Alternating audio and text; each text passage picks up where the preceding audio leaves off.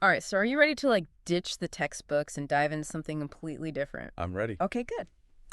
Today we're going to be exploring unschooling. Unschooling, perfect. You sent over a ton of interesting stuff, Yeah, mostly from Kerry McDonald's book, Unschooled. the good one. It is, yeah, and Shit. we're going to unpack it all. All right. So can unschooling truly prepare children for the future? That's a big question. I think this deep dive is going to really challenge how we all think about education. I think so too. So we're going to look at the history of traditional schooling first Okay. and explore, are there any downsides to traditional schooling? Right. And then we're going to jump into real-life examples of how unschooling actually works. Yeah, so Macdonald actually opens Unschooled with this story about a beach trip Oh, yeah. where she observed two groups of kids. Interesting. One group was from a traditional school, and the other group, they were unschoolers. That makes sense. And the schooled kids, they were all about worksheets and instructions. Oh, wow. And the unschoolers, Mhm. completely free to explore the beach however they wanted. That's a stark contrast. I can already see where this is going. But right, it's such a difference. Some of a visual. Yeah. Yeah, the difference was so stark. Yeah. The schooled kids were laser focused on tasks and getting the right answer. Right. While the unschoolers, they were driven by pure curiosity. Yeah. They explored at their own pace, Right. made their own discoveries. Yeah. And it really illustrates how traditional schools, with their emphasis on obedience Right. and memorization, Yes. might actually be hindering Yeah. creativity, critical thinking, and a genuine love of learning. Yeah, it makes me think about my own school experience, and I remember feeling so boxed in, like there was only one right way to learn, you know? Yeah. What if I was more interested in building something with my hands than memorizing dates for a history test? Right. I felt like that wasn't valued in the same way. That's interesting because, McDonald quotes educator Parker Palmer, Okay. who talks about these hidden and long-lasting wounds Wow. inflicted by traditional schooling. Yeah. And he argues that kids can leave school thinking they're not creative or good at certain things Yes. simply because the system pigeonholes them. Wow. That's pretty heavy stuff. It is heavy. It makes you wonder, how did we even get to this system of compulsory schooling in the first place? It Yeah. feels like it's been around forever. You would think that, right? Yeah. Well, not quite forever. Okay. It actually traces back to the 1600s in the U.S. Okay. You've got laws like the Old Deluder Satan Act of 1647. What? Yeah, What is that? Old Deluder Satan Act. And this was designed to make sure that kids could read the Bible. Wow. Okay, so wanting kids to be able to read the Bible, that's pretty specific. Yeah. But was that really the main driver Yeah. behind mandatory education? Not exactly. Yeah. At first, these laws just required towns to offer schools, Okay. not families to attend. Got it. So it wasn't until the 1800s that compulsory attendance became the norm. Right. And this was largely due to the influence of Horace Mann, Okay. the father of American public education. Oh, okay, so Horace Mann, he's the one we can blame for all those standardized tests, huh? Well, not quite. Okay. But he did push for a centralized, standardized system of schooling, Right. which laid the groundwork for what we have today. Okay. And this is where it gets interesting, Yeah. because there's this myth Yeah. that before compulsory schooling, everyone was basically illiterate. Right. Right. And turns out that's just not true. Wait, really? So people were already pretty literate, even without being forced to go to school? Exactly. Wow. Historians have found surprisingly high literacy rates in the U.S. before compulsory schooling. Huh. Even in 1840, the overall illiteracy rate was only around 22%. Wow. That's pretty impressive considering books were expensive. Yeah. Yeah. And not easily accessible back then. Right. It really makes you wonder, what was truly driving that push for compulsory schooling? It's a good question. And some historians argue it was more about social control, Interesting. preparing kids for factory jobs during the Industrial Revolution, Right. and assimilating immigrants into a dominant culture.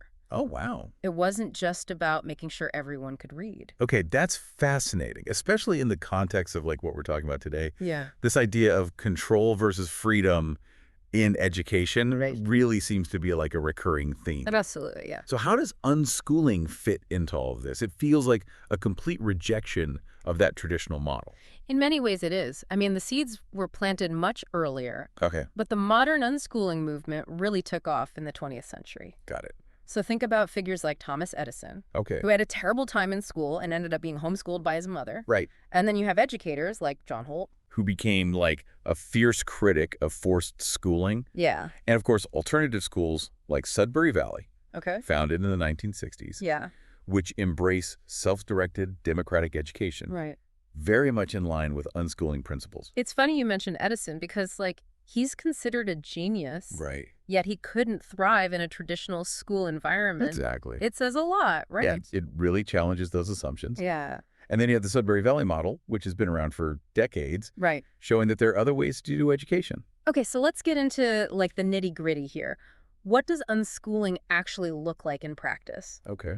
So Macdonald shares some pretty amazing stories of unschooling families. Oh, yeah. I loved the one about Jack, Okay. who became obsessed with the periodic table at just 9 years old. Wow. 9 years old. I know. So it made me wonder, like, how do you even begin to approach learning that way? Right. So it starts with recognizing that kids are naturally curious. Okay. Jack's parents didn't force the periodic table on him. Right. They followed his lead, Yeah. found resources, Yeah. and trusted him to explore at his own pace. Wow. And that's a key principle of unschooling. Trust. Trust. Trusting that kids are capable of directing their own learning. That's such a radical shift from the traditional model. It is. Where learning is something done to kids, right? Yeah. And instead of filling empty vessels, Yeah. you're recognizing that they already have this internal drive to Yeah. learn. Yeah. Exactly. Wow. And it's not just about following their every whim. Right. Unschooling parents are actively involved. They're creating a rich learning environment, offering resources, and facilitating experiences. Sure. But it all starts with that trust, Yeah. that belief in the child's innate ability to learn. So Macdonald also talks about how curriculum, Okay. even a gentle curriculum, can be a form of control. Interesting. You know, it assumes that certain things should be learned at specific times and in specific ways. Right. What if we just throw that out the window? Yeah. What if learning is more organic, Yeah. driven by individual interests and passions? That's the beauty of unschooling. Yeah. It recognizes that learning is an ongoing, fluid process, Right. not a series of boxes to be checked off. I like that. Think about how we learn as adults. Yeah. It's rarely linear or predictable. Right. We follow our interests. Yeah. We dive deep into things that excite us. Yeah. And we learn what we need to know when we need to know it. It's like that old saying, you can lead a horse to water. But you can't make it drink. Exactly. Unschooling is about creating an environment where kids are free to discover, Right? to explore, to follow their own paths. Yeah. And yes, to learn at their own pace. I love that. Yeah. I love that idea. It's a good one. Yeah. Okay, I can already hear some listeners out there thinking, I know, right? but what about reading and math? Don't kids need formal instruction to learn those things? And what about socialization? That's a big one. Right. These are like the big questions, the yeah. things that keep parents up at night. Absolutely. Those are common concerns, and Macdonald tackles those head on. Yeah. So let's start with reading and math. Unschooling doesn't mean no reading or no math. Right. It simply means approaching those subjects differently. So how do unschoolers learn to read? Do they just magically pick it up through osmosis? Not quite. But Macdonald argues that early forced reading can actually be harmful. Interesting. You know, pushing kids to read before they're developmentally ready Right. can create stress and anxiety, Right, yeah. which might hinder their progress. That makes sense. I remember feeling so much pressure to read in kindergarten. Right. What if you just weren't ready yet? Exactly. And research shows that later readers often catch up and may even end up having better comprehension skills. Huh. Remember Jake? Oh, yeah, Jake. The boy who resisted reading instruction in school? Yeah. He didn't learn to read until he was 9, after his family started unschooling. Right, and then, Macdonald talks about how once he was free from that pressure, he actually became a voracious reader. Yeah. It's amazing how that shift in environment can make such a difference. It really is. Really highlights the power of intrinsic motivation. Yeah. You know, when kids are allowed to learn at their own pace, driven by their own curiosity, Right. they often surpass expectations. Yeah. And the same goes for math. Okay. McDonald's daughter, Molly, Yeah. learned advanced math concepts through games and play. Wow. It wasn't about memorizing formulas. It was about understanding patterns, logic, problem solving Right. in a way that was enjoyable for her. You know, I've always struggled with math. It Yeah, felt so abstract and disconnected from my life. right. I wonder if I would have had a different experience if I Really? had been allowed to explore it through play and like real world applications. It's certainly possible. Unschooling encourages a more holistic approach to learning, Right. integrating subjects and finding connections to real-world experiences. So, if we're not relying on traditional schools and curriculums, Yeah. what role does technology play in unschooling? Ooh, that's a good one. We hear so much about the negative effects of screen time, Right, right. but I imagine like technology can also be a powerful tool for learning. Absolutely. Right. Yeah, and McDonald actually points out that technology can be incredibly valuable for unschoolers. Okay.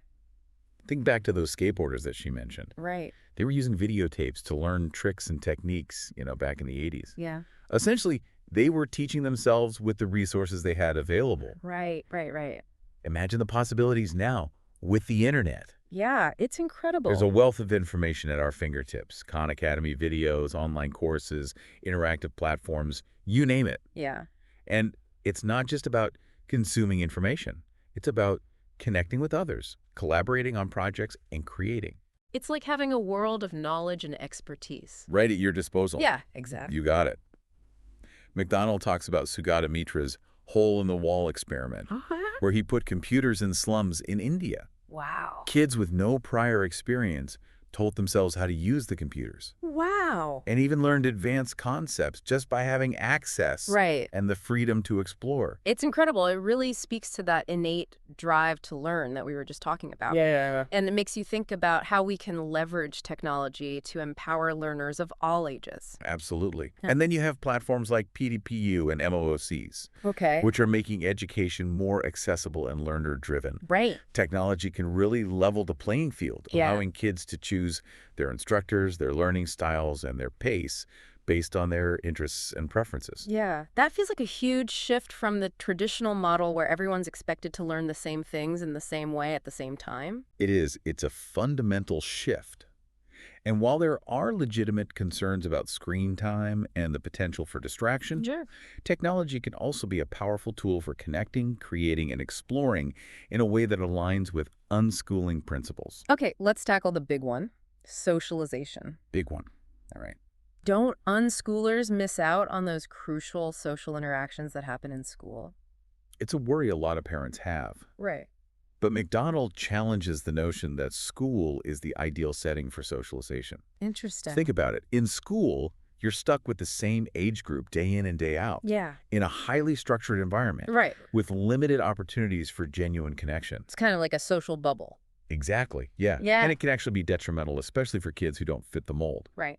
Unschoolers, on the other hand, Okay. often have more opportunities to interact with a diverse range of people Right. through their families, communities, and interests. They might be taking classes at a community center, Right. volunteering, attending workshops, or simply hanging out at the library. It's about real-world socialization, not just interacting with peers in a contrived setting. You got it. Yeah? And it allows them to develop social skills that are more relevant to life outside of school. Right. So unschooling can foster independence, self-confidence, and a sense of agency, Okay. skills that are crucial for navigating social situations in the real world. Okay, so we've covered reading, math, and socialization. Right. But what about college and careers? Ooh, good question. Do unschoolers go to college? Yes. Can they get jobs? Yes, to both. McDonald cites research showing that unschoolers are just as likely to attend college as traditionally schooled students, Wow. and they often thrive in those environments. Okay. They've spent their lives learning, how to manage their time, how to be self-directed. Right. Those are invaluable skills in college and beyond. It makes sense. They've essentially been training for this their whole lives. Exactly. And what about careers? Can unschoolers find fulfilling work? Absolutely.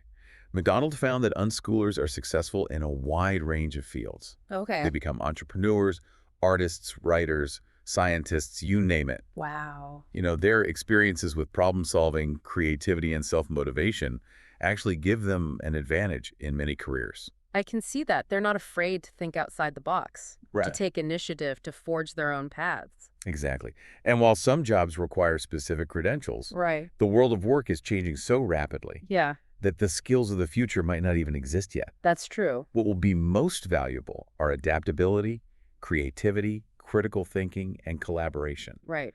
all things that unschooling fosters. It's about being a lifelong learner, not just acquiring a set of knowledge or skills for a specific job. Precisely. And while traditional schooling might prepare kids for certain types of jobs, Right. it can also limit their options Right. by narrowing your focus. Yeah. So unschooling allows kids to explore a wider range of possibilities, Right. to discover their passions and develop their unique talents. Yeah. It's about equipping them for a world that is constantly changing. So unschooling isn't about guaranteeing a specific outcome, Right. but rather about equipping kids with the mindset and skills they need to thrive Exactly. in any path they choose. That's a great way to put it. It's about empowering them to be adaptable, resourceful, and resilient, right. ready to embrace the unknown. Yeah. Which brings us to another important question. Okay. What are the potential downsides of traditional schooling? Right. Is it possible that the very system designed to educate children Yeah. might actually be harmful in some ways? That's a pretty provocative question. It is, but it's one that's worth exploring. I know Macdonald talks about this in her book.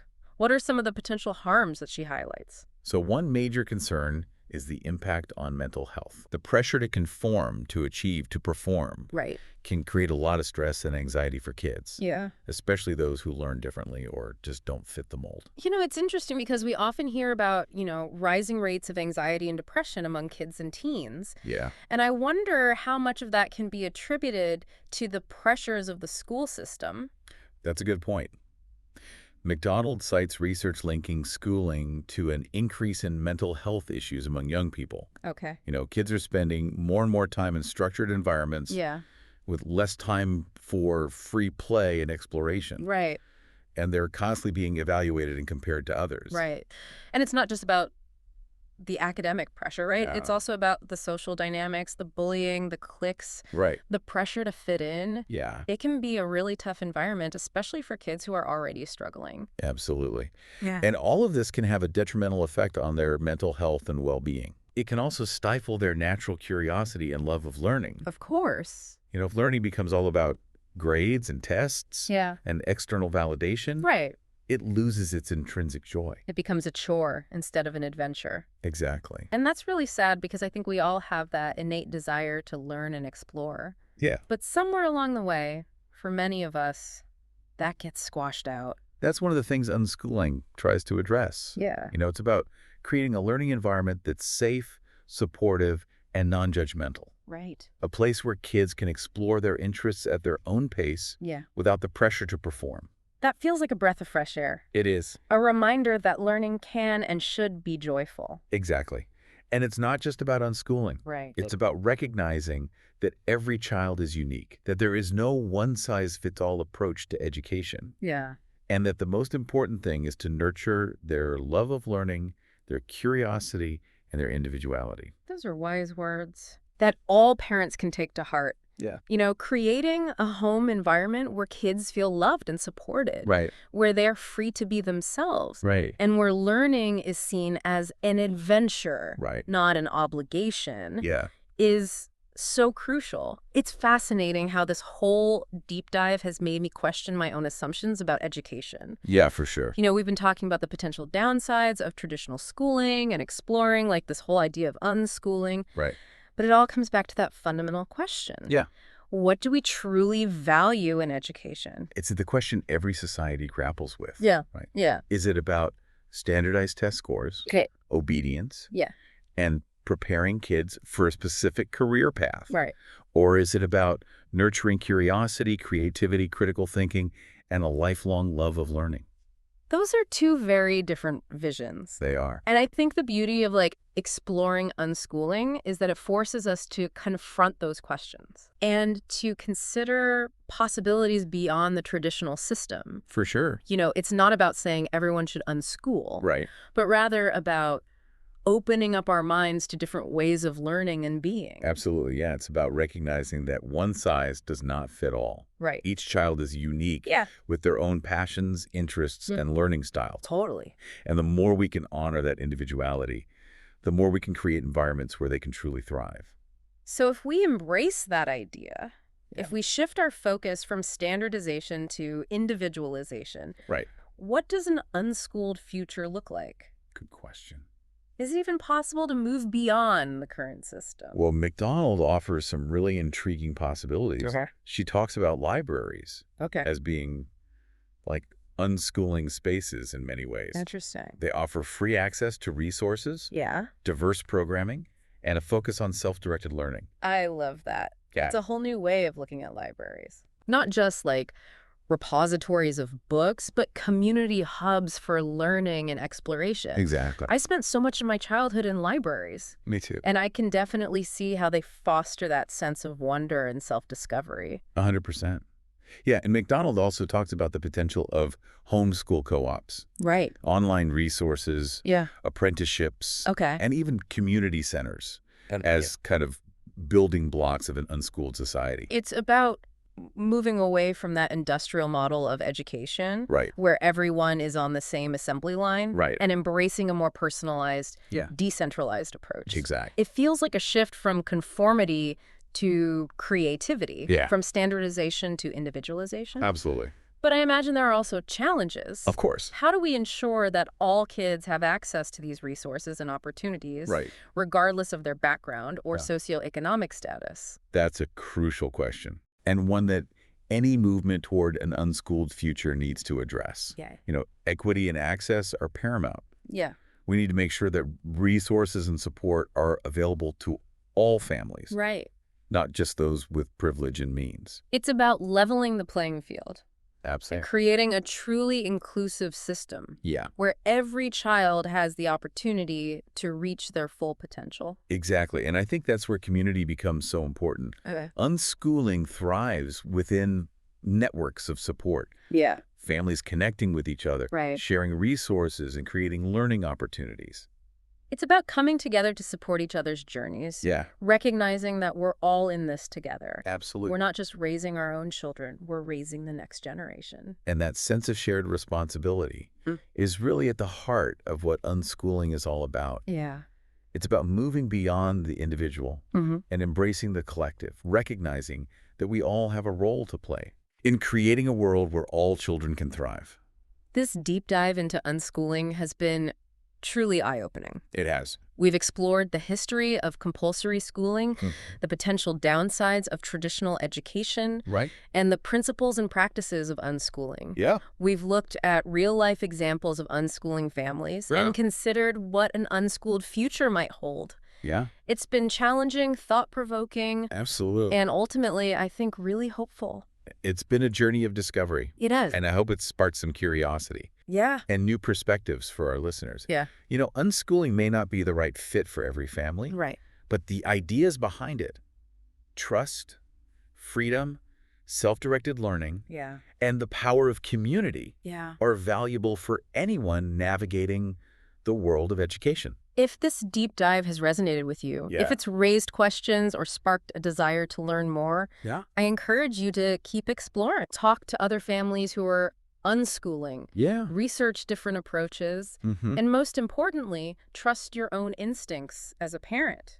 Yeah. You know your child best, That's right. and you have the power to create a learning environment Absolutely. that nourishes their unique spirit and helps them blossom Yeah. into the amazing individuals they're meant to be. It's about embracing the adventure of learning together. Thank you for joining us on this deep dive into the world of unschooling. Of course. Until next time, keep learning, keep questioning, and keep exploring the boundless possibilities that lie ahead.